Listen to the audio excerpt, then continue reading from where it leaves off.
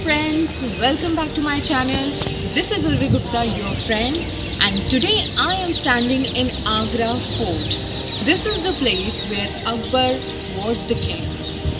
And I am back to greet everybody on this very auspicious day, 26 January, that is Republic Day. This is the National Festival of India, which is celebrated by 150 crore Indians in the entire world. So wish you a very happy Republic Day.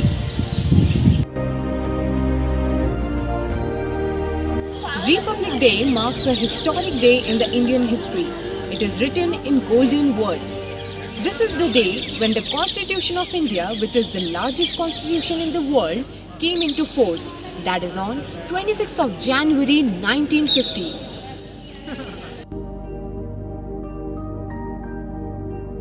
This day is celebrated with utmost pride and a great grand parade is conducted in the New Delhi, showcasing our country's strength.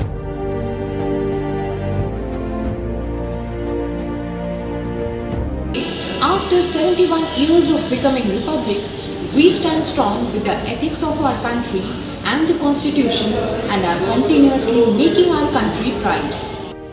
I am proud to tell you that we as a nation has achieved many milestones. We have the 5th largest economy in terms of GDP and the 4th largest military power in the entire world. In this time of COVID pandemic, we Indians have stand together in solidarity with our heroes.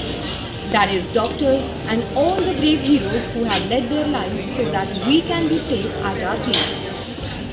India has given the world many of the most beautiful minds, and today Indians are dominating the world with the knowledge and cultural values.